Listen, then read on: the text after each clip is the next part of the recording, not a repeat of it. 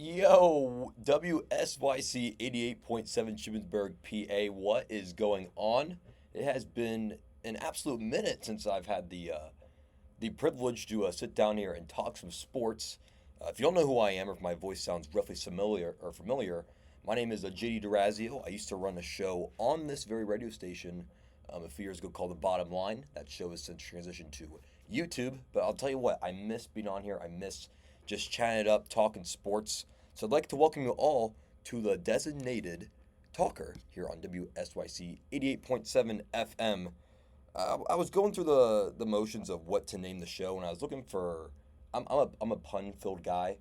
On my fantasy football team, my team name's the no pun intended. I've always just been a sucker for puns. So I thought the designated speaker, the designated hitter for baseball. We'll see if it sticks. We might change it. We'll play it by ear. But I'll tell you what, it is awesome to be back on the radio station. I miss it a lot. And essentially, this is going to be your typical sports talk show. But I'll tell you what, I am a diehard through and through Philly sports fan. So we're going to be talking about the Fightins. We're going to be talking about the Birds. And of course, we'll sprinkle in some stuff about other teams. But this is going to be primarily a Philly sports show. So if you're not a Philly sports fan, this may not be the place for you. But maybe you want to hear what I have to say. We'll play it by ear. We'll have people on throughout the semester as we go. I got a couple guys. My buddy of mine, Kevin Carr, he runs a show on this radio station as well. He'll be on throughout the year, so it's gonna be a blast. But let's just get right into things. I want to start with the Philadelphia Phillies. I'm a diehard Phillies fan. I watch every game, all 162. Yes, it takes a mental toll on me. Do I recommend it? Probably not. But you know what? Here we are. So the Phillies are having quite the year. We're talking about the whole season beginning to end. It's been a very successful season. Right now, they stand with the second best record in all of baseball at 85-58. That's second best in the National League, second best in all of the MLB. But since the All-Star break, the Phillies have kind of plateaued. They've been playing, I don't want to say mediocre baseball. That's what I have in my notes here, but they kind of been playing 500 baseball since the All-Star break. And any sports baseball fan would know that's just not going to cut it come October. It's not going to cut it come October. And it's a really weird situation because the Phillies right now, on top of the NL East, they're up, checking my notes here, they're currently up 7 games against the Braves and the Mets. And if you told me for the past decade if we'd be up 7 games over the Braves and Mets in September, I'd be ecstatic because the Braves have owned this division for years upon end, years and years upon end. And now the Phillies are finally in a prime position to win the division. It feels amazing, but now I'm almost taking it for granted just because the Phillies have been dominant all year long. And now, as we try to just draw, crawl, and drag ourselves to the finish line, they are starting to just try to just stay on the cliff. It just feels like the car is about to come off the cliff. Now, I will say the Phillies have been playing better baseball the past few weeks. I was actually at Citizens Bank Park when we walked off the Braves of Nick Castellanos' electric series. We got back on track. Then the Phillies throw a goose egg 2 nights in a row against the Marlins. The Marlins just absolutely embarrass you two games in a row, and you end up splitting the series with the Marlins. And that's just why I'm so torn with the Phillies, because I know the team's potential. When the team's playing to its fullest, they're the best team in baseball. But they're also the most inconsistent best team in baseball, if that makes sense. I feel like all the other top teams in baseball, you know what you're getting for the most part from their top guys. But with the Phillies, I never know what I'm going to get. Am I going to get the whole lineup just smashing home runs, or is the whole lineup going to be striking out? The Phillies have this weird tendency where the whole team wants to get hot and cold at the same time. And it drives me absurd. The Phillies are either going to score 10 to 15 runs each game, or it's going to be a struggle to manufacture a couple runs. It's just been in between all year long, and it's scary because we saw this same exact storyline happen the past 2 postseasons, where some days it looks great, some series it looks great, and then suddenly they'll fall off a cliff. They need to find a way to just create some form of consistency.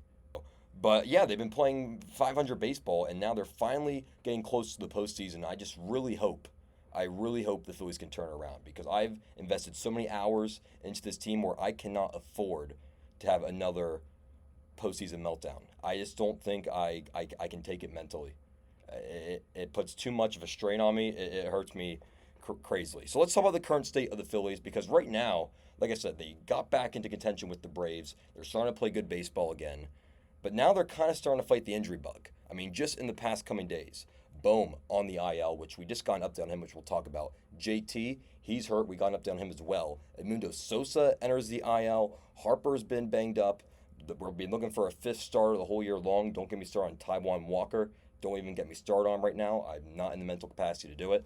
But let's break down some of these injuries because the Alec Bohm injury is the one that scares me the most. We got an update from Topper just hours ago, actually, about JT saying he should be good to come back against the Mets, which is coming up this weekend, which is great.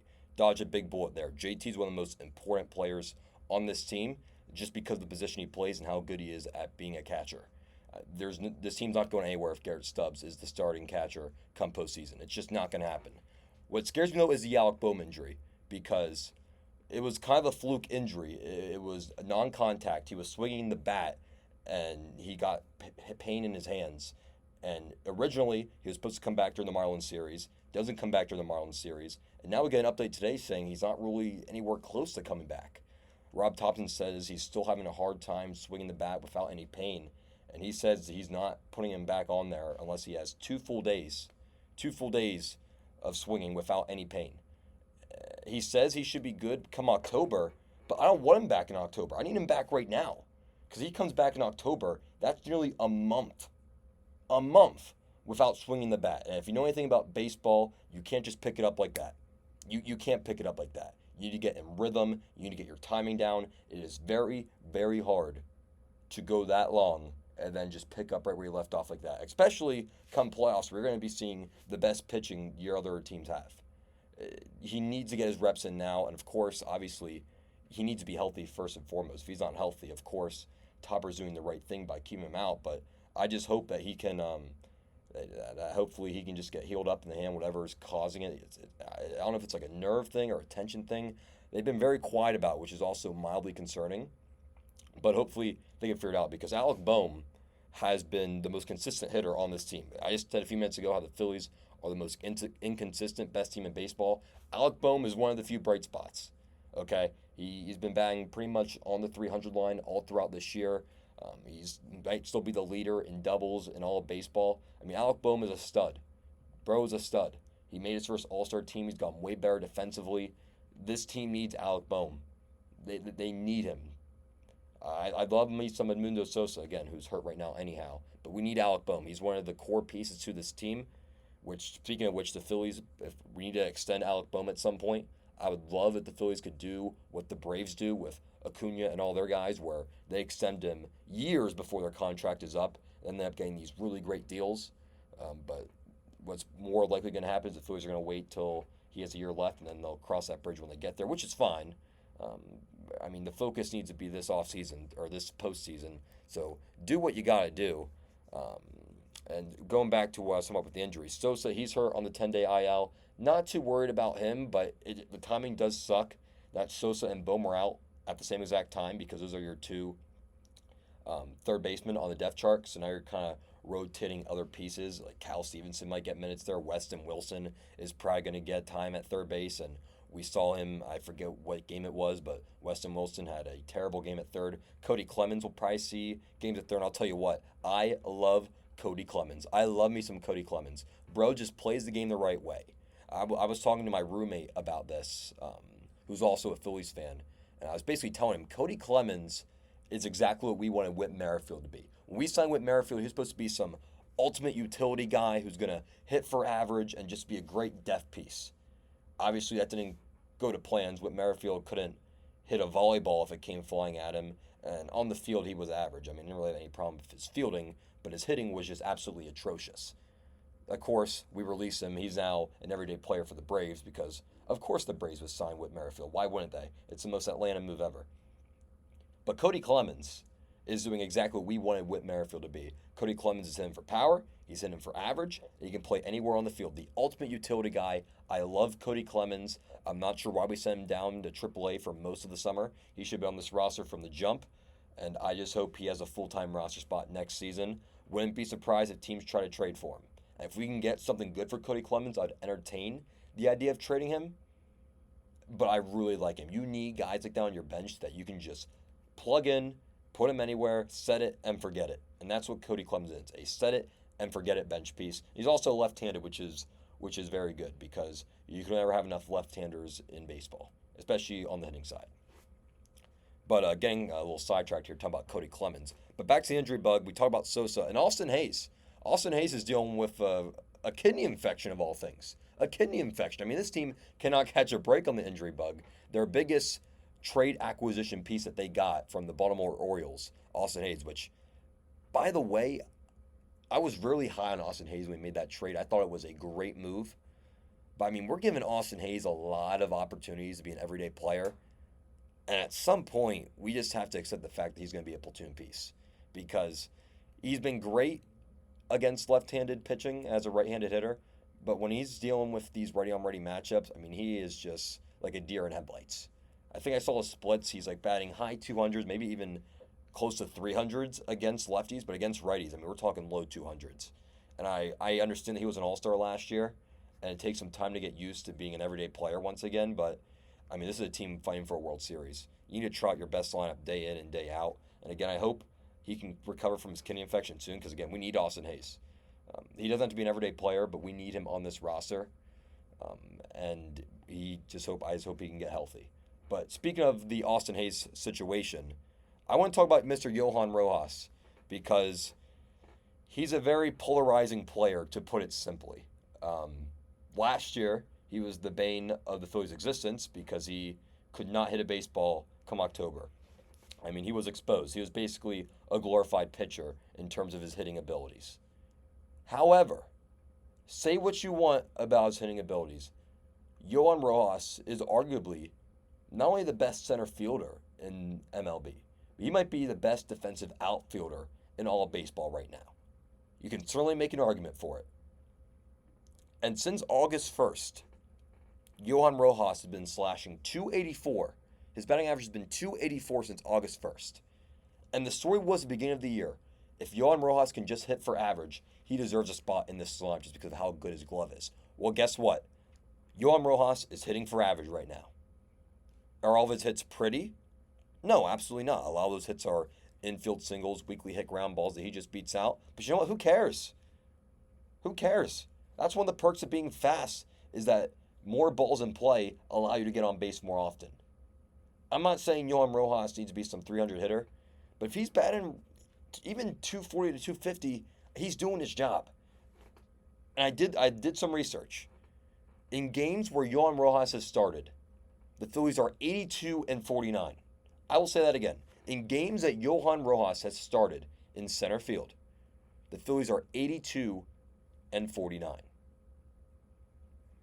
I don't know what the math is on that. I'll crunch numbers up real quick on my calculator right now. 82 plus 49, then we'll divide that by 49. I mean, that's well over a 600 winning percentage. Johan Rojas just needs to play for the Philadelphia Phillies right now, especially with all the injuries going on with Austin Hayes being hurt. Johan Rojas should be an everyday player. He really should. I'm cool if you want to platoon Marsh, and I guess right now it'd be Wilson in left field. But Johan Rojas needs to play. It kind of reminds me of Kyle Schwarber. For whatever reason, the Phillies do well when Kyle Schwarber is at leadoff. For whatever reason, the Phillies just do better when Johan Rojas is playing center field. It's just how it works. Do I wish he was a better hitter? Absolutely. But you know what? You got to continue to give him time to develop. A lot of people forget, Johan Rojas got called up from Double-A, not Triple-A. He went straight from Double-A to the majors. That does not happen with most guys. Most guys get time in Double-A and Triple-A to develop their hitting and fielding skills. Johan Rojas went straight from Double-A to Major League pitching. I don't want to make excuses for him, but he's definitely shown signs of growth this year. And the thing is, I'm not saying he needs to be starting for all 9 innings. I'm saying he needs to be in the starting lineup, and if he's in a big spot, then you pitch hit for him. I don't care if it's early in the game. You can pitch hit for him early in the game. We saw that in Game 7 of the NLCS. I was there in person. He was up in the base with the bases loaded. I think it was the 4th inning. I forget. It was before the 5th inning. I know that. He kept him in the game. Obviously, I think you should have pitch hit for him in that spot.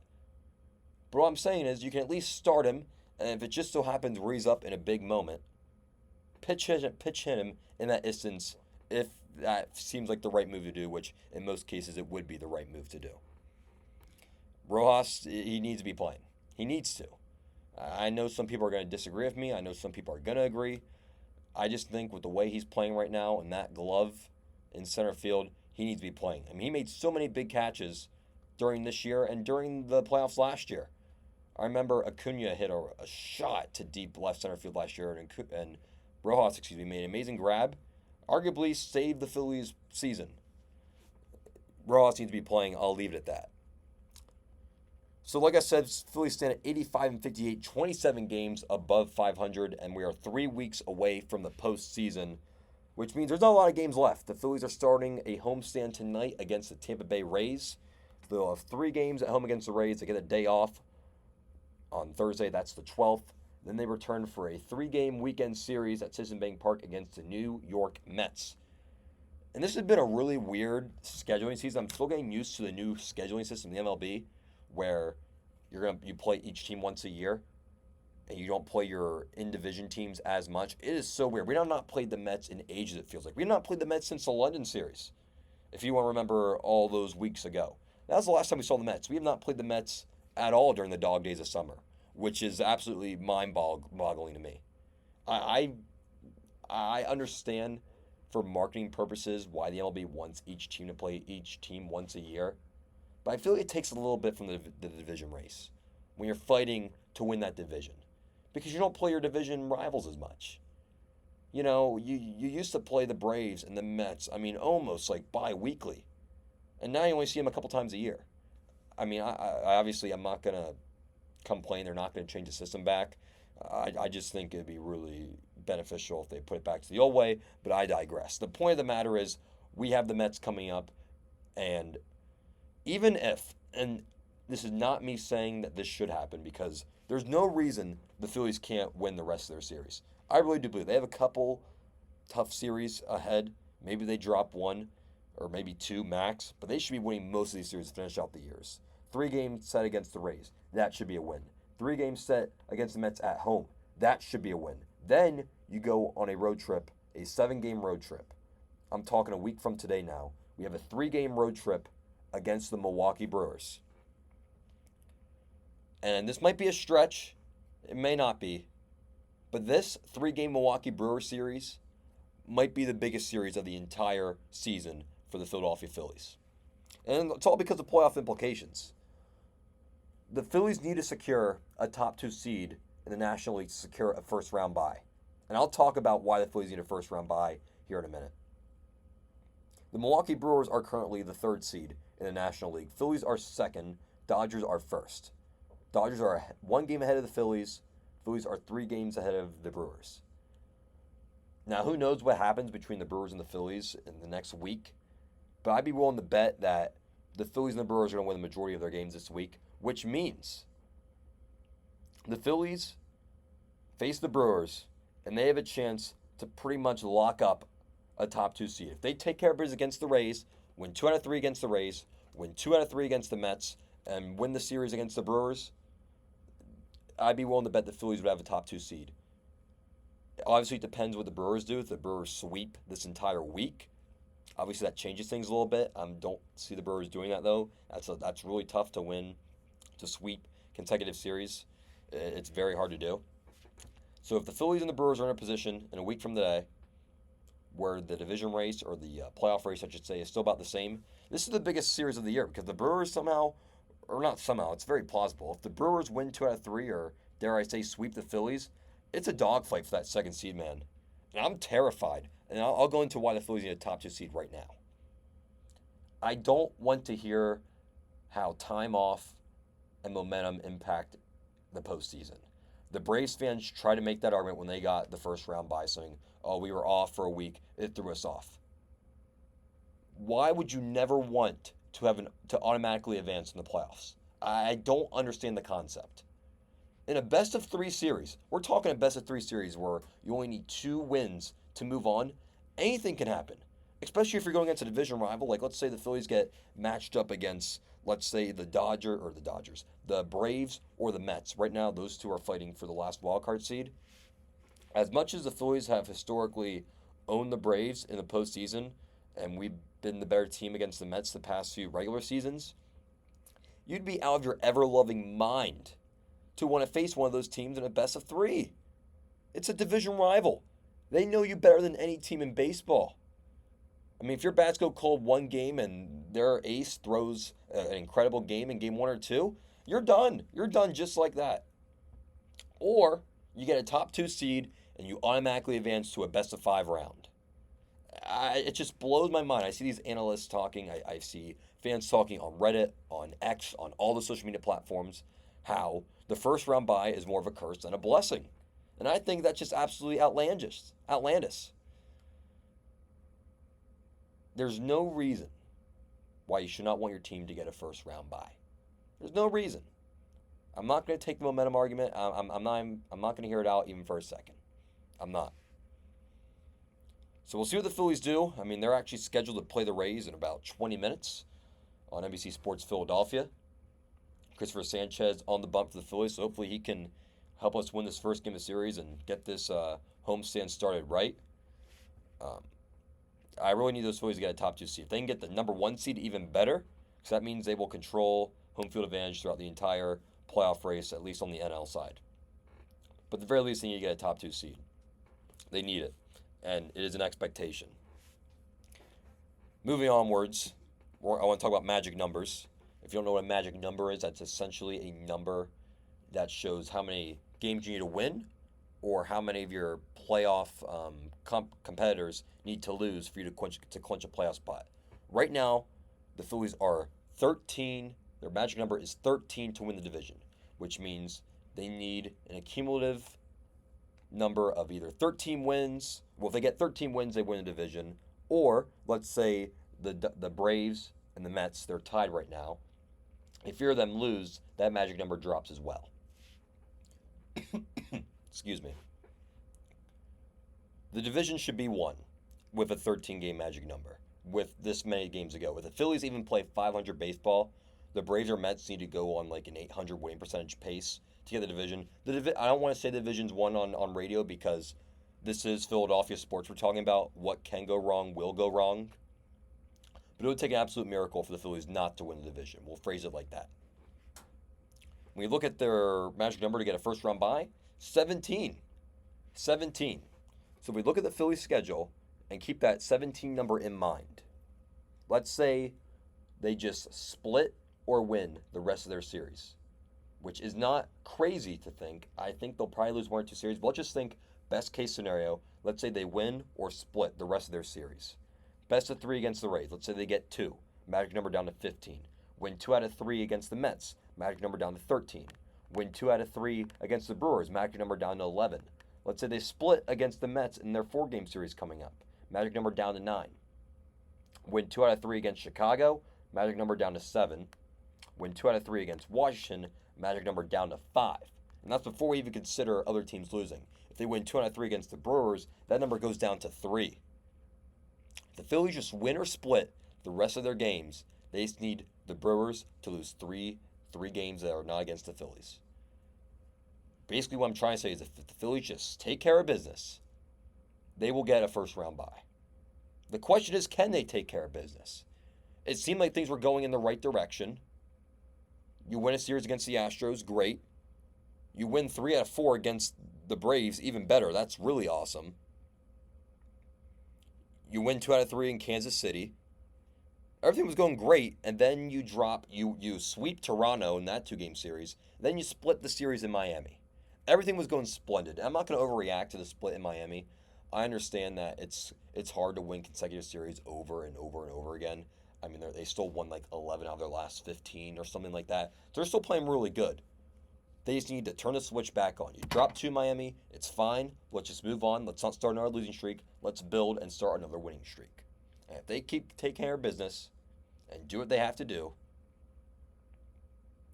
they should get a first-round bye.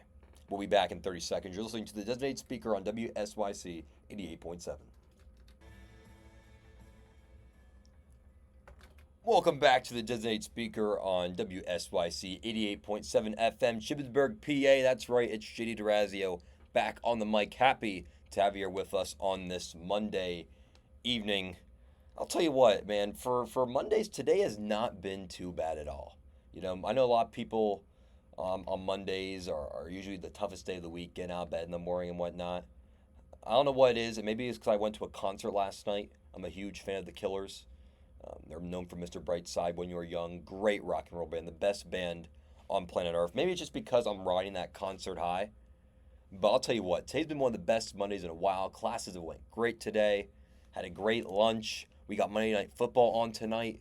And that's a perfect segue into our next segment. It's time to talk some football, and specifically those Philadelphia Eagles. I'll tell you what, it was a roller coaster on Friday night. It was an absolute roller coaster on Friday night when the Eagles took on the Packers in a quote-unquote home game at Brazil. And we'll talk about the whole Brazil thing here in a minute. But what matters most before we dive into the game, which was one of the sloppiest NFL games I've ever seen, was the Eagles came out with a win. And the bottom line, pun intended, the bottom line of that is they're coming out of this game 1-0. I don't care if Jalen Hurts didn't complete a single pass. If the Eagles came out 1-0, that's ultimately all I care about. But this was a very sloppy game on both sides, I should add, for the Packers and the Eagles. I think the Eagles were more sloppier than the Packers, but the Eagles also had better moments than the Packers, if that makes sense. The Eagles had the lowest of lows and the highest of highs in the same game. But the Eagles get the win against the Packers 34-29 in Brazil. I want to start at the beginning of this game because this game could have been over before it even got started for the Eagles, because the beginning of this game looked like the Eagles of old. I was watching this game, I was like, oh no, this is just a repeat of the end of last year. Jalen Hurts, interception and double coverage on a ball he absolutely forced. On their own territory, by the way, gave Packers incredible field position, which the defense somehow holds them to 3. The very next drive, Jalen Hurts takes a snap off the chest, just kind of stares at the ball. Kind of reminded me of Cam Newton in Super Bowl 50, I want to say. I think that was Super Bowl 50. The Panthers-Broncos Super Bowl, where Cam Newton didn't jump on the ball. That's what that Jalen Hurts fumble play reminded me of vaguely. Obviously, they weren't identical plays. But Jalen Hurts fumbles on a snap. Him and Cam, the new center, were not on the same page. But again, the defense somehow holds the Packers to 3. So 2 turnovers within the first quarter, and it's somehow 6-0. I want to credit this defense. I understand the Packers had some big-time plays, specifically with Jaden Reed. But I'll tell you what, the defense won this game for the Eagles. There was no reason why that game should have been 14-0 within the first minutes. And it wasn't, and we need to praise the defense for that. This defense looked improved, I would say. I saw some question marks, specifically around Bryce Huff, because Bryce Huff's supposed to be the new man on this D-line. I mean, he was the replacement for Sam Reddick. He's younger. He's supposed to be more fresh. I mean, Bryce Huff was almost a non-factor in this one. He really was. And again, it's a very common trend to overreact to week 1. I'm not going to do it, but I hope we see a bit more Bryce Huff, because I'm really high on him. I was ecstatic when we got Bryce Huff, because I think he's going to be a stud defensive tackle one day in this league, and who knows, maybe he blossoms to that this year. But talking elsewhere on this defense, big play Slay, he forced a fumble. Unfortunately, the Packers kind of just landed right in their hands, but Slay was good, and he was not really. One thing with Slay is he usually gets called a lot for holding and pass interference. He likes to grab. He kept everything under control. Zach Bond, I'll tell you what, I did not even know who Zach Bond was going into that game, but I'll tell you what, I don't forget his name now. He was a starting linebacker for the Eagles, just kind of a guy that earned his way, just through grit and grind, kind of earned his spot in the league. And I'll tell you what, he was making tackles everywhere. He was making tackles absolutely everywhere. Zach Bond was everywhere. I loved what I saw of Zach Bond.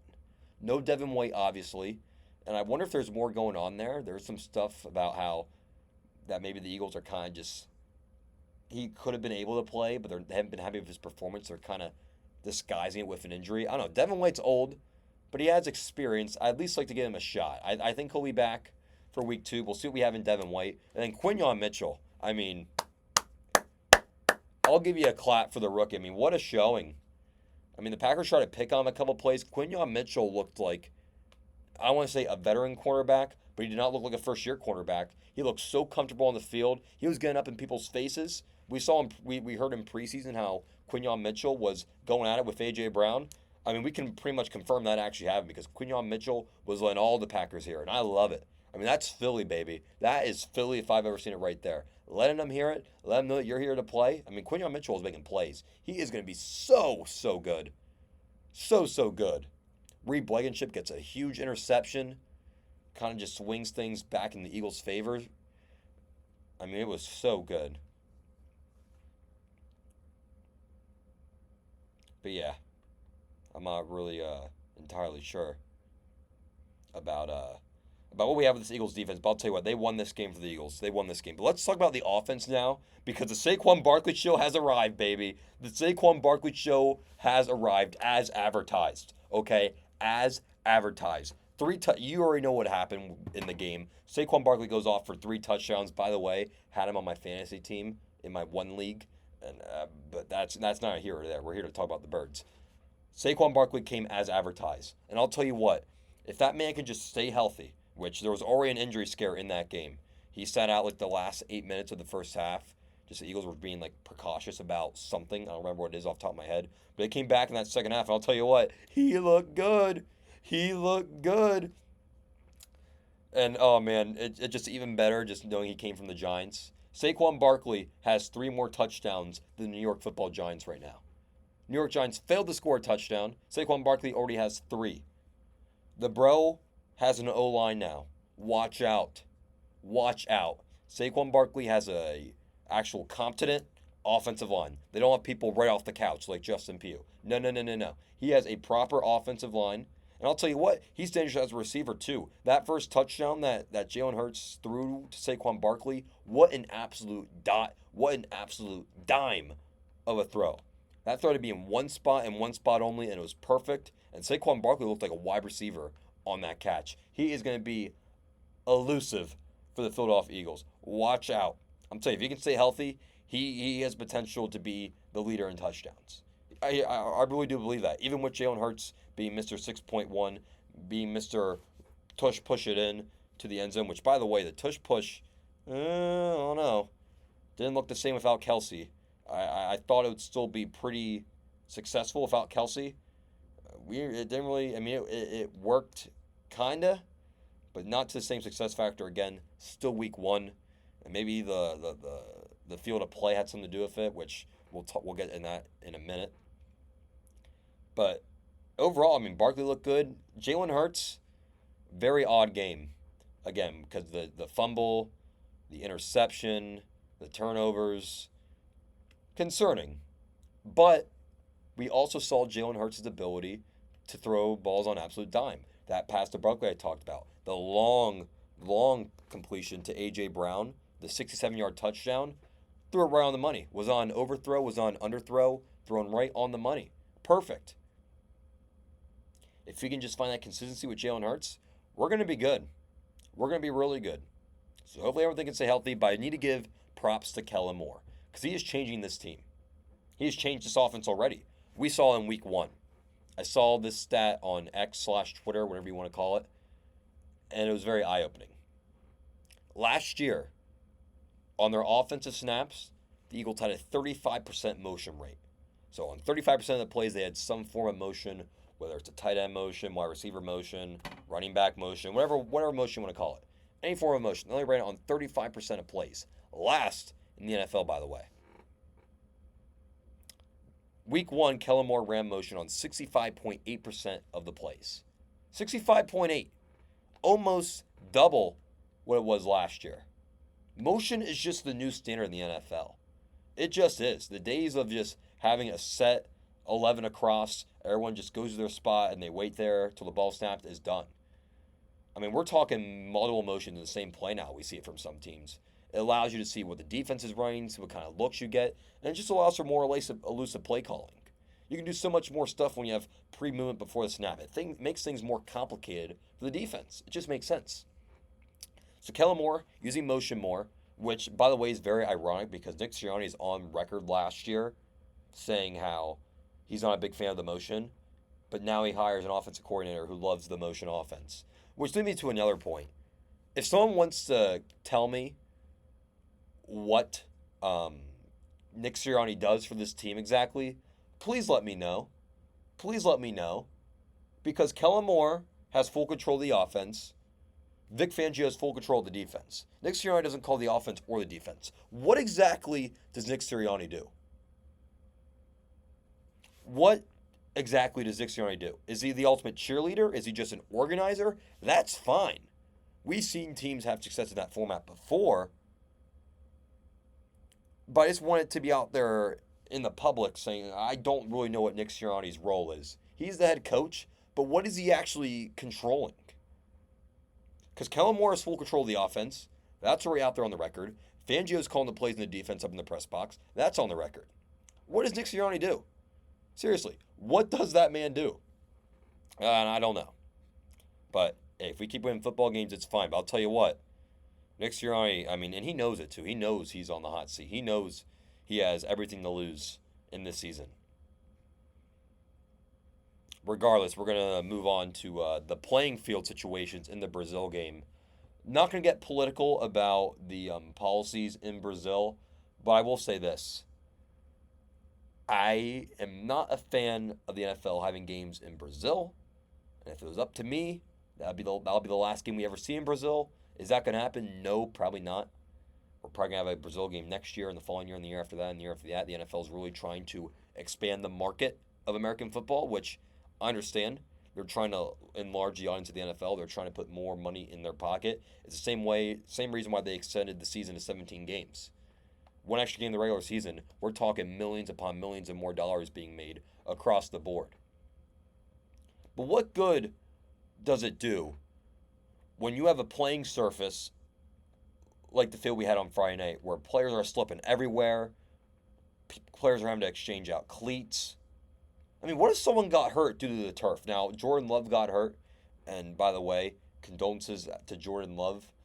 You always hate to see one of the league's brightest and youngest stars, especially a quarterback for one of the most premier franchises of the sport in the Green Bay Packers. Luckily, it's not a season-ending injury. He's only out for a month, which is still a long time. But I hope he gets well soon. But that was a fluke injury. That had nothing to do with the turf. But we had players slipping and sliding. It looked like a practical slip and slide out there. I was ready to bring my baby oil and water and get on my bathing suit and go slip and slide on the playing field in Brazil. That's what it looked like. It looked like a dang slip and slide. It really did. And just with everything going on, name me one player that wanted to be there at that game. All the players talking about how they just had to sit in their hotel room all day. Heck, the Packers hotel was 2 hours away from the field. 2 hours away from the field. I understand they're trying to expand the sport. I mean, we're getting games in Germany. Last year we had a game in Germany. We obviously had the London games. If you want to keep those, fine. Why can't we just keep American football in America? I don't know. Maybe that's just me. Is it cool for the sport? Yes. But the fact that the Eagles are losing a home game because we played in Brazil is outrageous. It's outrageous in my opinion. But that's going to be it for the Eagles talk here. We're going to transition to some broad NFL talk, and then I'll wrap up the show today. I forgot to mention this at the top of the show. I might record something here, but I'm trying out something new for this new show I'm doing, the Designated Speaker, where I'm going to try to multicast, obviously live here on WSYC 80.7 Schimpberg, PA, but I'm also going to try to get a rerun of the show uploaded to my YouTube channel. So if you're watching this on the YouTube right now, hi, how you doing? Hopefully you're enjoying. Just for another way that people will listen and watch, though, because I know radio, it's live, and obviously it's so fun being live. I live for this. This is so cool to be able to do this. But I understand everyone's not available at Mondays at 6 p.m., so I'd like to try to get everything recorded and archived just so you can watch the show whenever. And now that way I'm on record for anything. So if I'm dead wrong about something and you want to call in, which hopefully at some point this semester we'll be able to do live calls. I know I did that before, and some people had some very nice and very mean things to say, which I love. I'm here for it. So maybe we can get some live callers in at some point during the semester. That'd be really cool. But I'm on record, so if I'm right about something, you can pull it up. I can say I told you so. But more importantly, you can just watch the show whenever you want once it's on YouTube. I'm hoping to have this show on YouTube uploaded hopefully on Monday each week as well. So I meant to say at the beginning of the show, it kind of slipped my mind. Lots of stuff going on right now. Semester started back up, getting back into classes. Just a lot of stuff going on. I forgot to mention that at the top of the show, but it's a very fun time. Very fun time to be in Shippensburg, Pennsylvania. But let's go around the NFL week 1. Let's see what went down on Sunday. Just talking about the top storylines, for my opinion. Again, I didn't get to watch most of the week 1 games. I was in Columbia, Maryland for a Killers concert. No regrets there, but I'll tell you what, I watched the highlights, kind of got the gist of what went down. I have a couple main storylines here that I want to talk about. Let's start with the Sunday night football game between the Lions and the Rams. Went into overtime. What a thriller for the first Sunday night football game of the year. Obviously, Puka Nacua goes down. You hate to see that.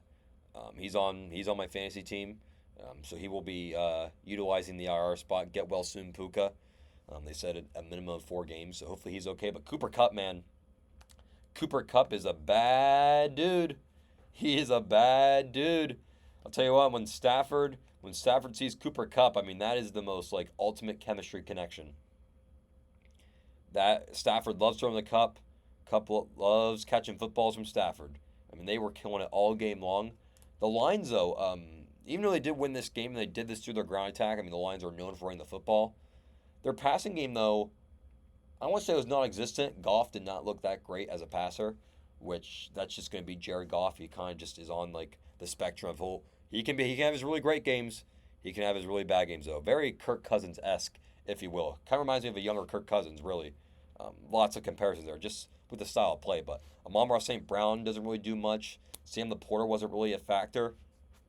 Gibbs and Montgomery won the Lions, this game. They won it through the running game. It was a great game on Sunday Night Football, though. Just overall very entertaining. The Thursday night game, the first game of the season between the Chiefs and the Ravens. Ooh, credit the NFL. I mean, this week 1 schedule was spicy. Chiefs-Ravens was an absolute thriller. And I'll tell you what, Isaiah Likely is just looking up to the heavens saying, why do I have to wear a size 13 and not a size 12? If his cleat is even a half a size smaller, the Ravens are going for 2 and they might be winning this game. I mean, what a finish. Lamar trots down the field, misses a wide open Zay Flowers, which then leads it to 4th and goal on the last play of the game. You think it's a touchdown, and Isaiah Likely's toe is on the out-of-bounds marker. Oh, man, that was exhilarating. But the Chiefs find a way to win in week 1. Rashee Rice looked good. Xavier Worthy. Don't give Patrick Mahomes fast receivers. He may have found his next Tyreek Hill. And no, I'm not saying Xavier Worthy is the next Tyreek Hill. But I'm saying Xavier Worthy can catch a deep ball maybe once or twice a game. And that's all Patrick Mahomes needs. We have Travis Kelce now. Rashee Rice, Xavier Worthy, Pacheco. The Chiefs' offense is good. This is the most weapons that Patrick has had since the Tyreek Hill teams. It's been a defensive-oriented team these past few years, but now it is all about the offense. And I'm scared about the Chiefs. The Chiefs are scary. And they're coming off a Super Bowl, and they're somehow even scarier. Dallas, they dominate the Browns. Tom Brady makes his debut as a color commentator. I mean, that was fire, right? That was fire. And it was the typical Cowboys start, right? We them boys. We them boys. The boys are back. The Cowboys always do this, guys. They always do this. They're going to start the season off great, spectacular. And then we'll see what they can finally turn around. I mean, they got busy in the offseason. They paid CeeDee, and they made Dak Prescott the highest paid quarterback, the highest paid player in NFL's history. $240 million, 60 years, or $60 million a year. Crazy. For a dude that has never made it to a Super Bowl, who has only ever won 1 or 2 playoff games, I believe. Let me fact check this. Dak Prescott, typing this on Google live on the designated speaker. Dak Prescott playoff record. 2-5 playoff record. 2-5 playoff record. Highest paid player in the NFL. Just boggles my mind. Regardless, we'll see if the Cowboys can pull it off, but they have a tendency for starting off good, gets the fan base all fired up, and then they had the Cowboys collapse. We'll see what happens this year, but great showing against the Browns. I'll give them credit for that. And Brady in the booth, I mean, that's fire. I can't wait to watch Tom Brady. Dude can provide insight that no one else can. Tom Brady sees the game differently from any other human being on planet Earth. There's even a difference from how, Brady sees the game from how Peyton Manning and Aikman see it. There's just a difference. That's what happens when you have the greatest player to ever play the game on the headset. Love it, love it, love it. Moving onward here, Patriots. Speaking of Brady, Patriots upset the Bengals. I didn't see this one coming. I didn't. I know a lot of people pick Bengals for like their survival pick'em leagues where you pick one team then you lose them. A lot of people pick the Bengals, and a lot of people were not happy on Sunday because the Patriots upset the Bengals. Ramondre Stevenson looked great on the ground. I'll tell you what, in terms of contenders, and I'm air quoting this, the Bengals are the worst ran contender in the NFL right now. I mean, they're kind of just in shambles right now. They really are. I mean, T. Higgins, he's hurt with a hamstring injury. The Jamar Chase situation, which is very confusing, by the way. Jamar Chase holds out looking for a contract, but then plays anyway? What's the point of the holdout if you're going to play to begin with? If you're going to hold out, hold out. I don't think you should with 2 years left on your deal. But if you're going to hold out because now you're not happy. The Bengals aren't happy because they can't utilize you fully because you've been holding out, you've been missing practice. You're not happy because you don't have your contract. I mean, this is a lose-lose. It's a lose-lose-lose because you lost the game as well. Not a good situation in Cincinnati. And I think that maybe since they lost to the Patriots, maybe this kind of lights a spark in the front office to get something done. Because this was, I mean, losing to the Patriots, that's not good. Not good at all. We'll see what the Bengals do here in the coming weeks. Keeping in the division, the Steelers beat the Falcons without scoring a touchdown. Look at that, Pittsburgh. Let's go, Pittsburgh. Beating the Atlanta Falcons, the new look Atlanta Falcons, I might add, with Kirk Cousins at the realms, at the quarterback position. I mean, he looked old. He looked old, he looked confused, and he looked like he didn't really understand the system. Drake London, non-factor. Kyle Pitts, non-factor. Maybe it's just going to take some time for him to learn the new system. He doesn't have O'Connell anymore, who I think is one of the best offensive minds in all of the NFL. The current head coach for the Vikings, obviously. Maybe he has to learn Morris's new system. I don't know, but Kirk Cousins looked like he wasn't fully healthy still. I mean, he got hurt at the end of last year, and some players are just not the same after an injury like that, especially at his age. I'm not writing off Kirk yet because we know what he's capable of. He can be an electric player at the quarterback position. But we also know Kirk Cousins has a tendency to be very underwhelming at times too. And he's only getting older. He's only getting older. So we'll see what happens. In terms of the Steelers, I mean, the Steelers are winning their division right now. The Browns lost, the Ravens lost, and the Bengals lost. And the Steelers are the only team out of those four not score a touchdown, yet they're winning the division. Very interested to see what happens now with the Russell Wilson and the Justin Fields situation, because I think Russell Wilson gives them the best chance to win football games, at least right now. But say you what, I mean, Justin Fields won the game at quarterback.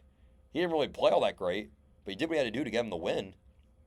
Can you really bench what is your future franchise quarterback potentially after winning a game? I don't know. Mike Tomlin has some decisions to make.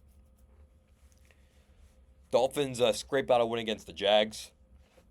Big story, this was Tyreek Hill getting arrested before the game started. That was crazy. I'm not going to get into my commentary on that situation, but I'll tell you what. As soon as Tyreek Hill was cleared to play, you knew he was going off. I mean, this was like Scotty Scheffler when he got arrested. And he went on to have an absolutely incredible performance at wherever golf tournament that was. I'll leave it at that. But the Dolphins looked shaky at first, but they found a way to beat the Jags. That was a great matchup for both teams. I mean, the Jags are no easy week one draw. Dolphins did what they had to do to win the game, and I think their offense will only get better in weeks to come. Devon Chain looked really good. Liked what I saw out of Miami, and liked what I saw out of Jacksonville as well. I mean, I think most people had Miami winning this game, and Jacksonville put up a fight, which is a good segue into the AFC South in general, because the Texans and the Colts had what I thought was the second best game of the week. Maybe even the best game of the week. It was either that or Rams-Lions so far. That Texans-Colts game was phenomenal. Anthony Richardson looked good. C.J. Stroud looked good. Threw 2 touchdowns to Diggs. That connection's already alive and well. The AFC South's going to be the most competitive division in football this year. It's going to be a blast to watch. I mean, Jags, Texans, Colts, and then the Titans. I mean, the Titans are kind of like the sour apple of that division. But I could see all three of those other teams winning the division. That's one of the only divisions in football. Maybe the AFC East with the Dolphins, Bills, and Jets. Maybe that's the only other division where you can have potentially three teams winning the division. But I think the AFC South is just more competitive. But I cannot wait to see how that division plays out this year. So that leaves us for one more game in week one, and that is Monday Night Football with the Jets and the 49ers. Now, usually on the bottom line last year, I would predict all the NFL games week to week, and we still might do that, but I want to have more recaps than predictions this year. But I will be predicting the Monday night game every week, no matter what, and we'll see how we do. We'll see how we do in terms of predictions. So we have a fun one. Monday Night Football, Jets, 49ers, back-to-back years where the Jets are on Monday Night Football to start the year. And the question on everyone's mind, can Aaron Rodgers not complete a season, not half a season, can Aaron Rodgers complete a game? Can the Jets and Aaron Rodgers, for the most part, stay healthy? I just want to know if the Jets are frauds or not. I want to know if they're Super Bowl contenders. Are they above average? Are they frauds? Because no one knows. Because Aaron Rodgers got hurt week one last year within the first series. The Jets have all the potential in the world, but we don't know what they are. And I just want to know what they are. I don't really care if the Jets are good or bad.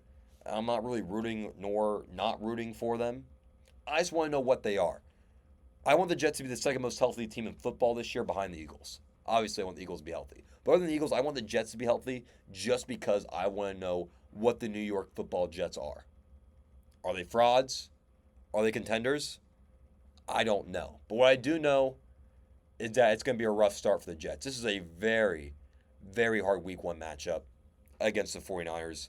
Arguably the most complete team in football. I think the Chiefs are the best team in football. I think the 49ers are the most complete team in football. There is a difference. I mean, the 49ers kind of figured out their off-season dilemmas. They got Trent Williams locked up. They got Brandon Ayuk locked up. It's looking good for the 49ers. They kind of have everything figured out now. So when we go into Monday Night Football tonight, they go in at home, by the way. 49ers are at home as a 4.5-point favorite. I think the 49ers are going to take this one. Although I think it's going to be a fun and close game. Again, just hoping everyone stays healthy. I just want to know what the Jets are. I just really want to know what the Jets consist of when they're fully healthy. And hopefully we find out tonight. Hopefully we find out this year, guys. I'll tell you what, it feels so good to be back on the mic here at WSYC 88.7 Shippensburg, PA. It's been a blast chatting up, talking the Phillies, talking the Eagles, talking some NFL. Football is back, baby. Baseball playoffs are around the corner. It is going to be a fun time here. So make sure to tune in every Monday. Make sure to tune into the YouTube as well. The Designated Speaker with JD Dorazio on WSYC 88.7. That's going to do it for this week's show. Hope you guys all enjoyed. We'll catch you next time. For now, we'll go back to the tunes. Take it easy, guys, and we'll catch you next time.